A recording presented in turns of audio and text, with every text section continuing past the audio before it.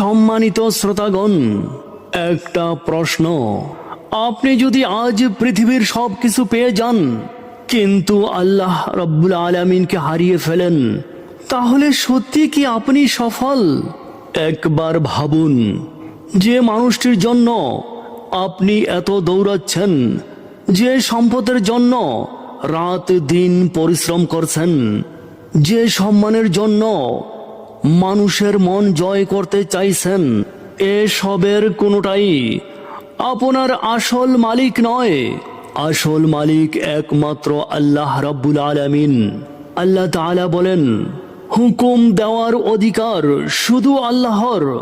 তিনি নির্দেশ দিয়েছেন যে তোমরা তাকে ছাড়া আর কারো ইবাদত করো না।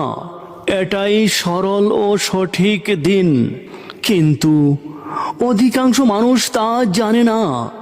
সূরা ইউসুফ আয়াত 40। মনে রাখবেন, মানুষ আল্লাহকে ছেড়ে যেতে পারে, সম্পদ একদিন শেষ হয়ে যেতে পারে, ক্ষমতা মুহূর্তেই চলে যেতে পারে, কিন্তু আল্লাহ কখনো আপনাকে ছেড়ে যায় না। তাই মানুষের জন্য নিজেকে বদলাবেন না, মানুষের ভয়ে সত্যকে ছেড়ে দেবেন না। যে রব আপনাকে শূন্য থেকে সৃষ্টি করেছেন, তার জন্যই জীবনটাকে সাজিয়ে নিন, কারণ একদিন এমন সময় আসবে যেদিন মানুষ থাকবে না, সম্পদ থাকবে না, ক্ষমতা থাকবে না, থাকবেন শুধু আপনি এবং আপনার আমল।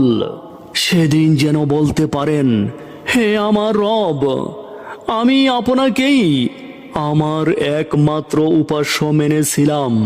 আল্লাহ আমাদের তাওহীদের উপর অটল রাখুন, আমিন।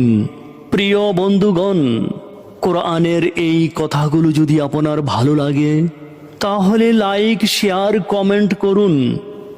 আরেকটি কথা, আমাদের সাথে যুক্ত থাকতে ফ্লস সাবস্ক্রাইব করে রাখুন। আলহামদুলিল্লাহি রব্বিল আলামিন। সম্মানিত শ্রোতাগণ, একটা প্রশ্ন।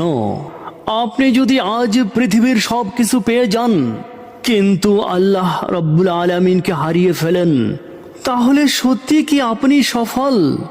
একবার ভাবুন, যে মানুষটির জন্য আপনি এত দৌড়াচ্ছেন, যে সম্পদের জন্য রাত দিন পরিশ্রম করছেন, যে সম্মানের জন্য মানুষের মন জয় করতে চাইছেন,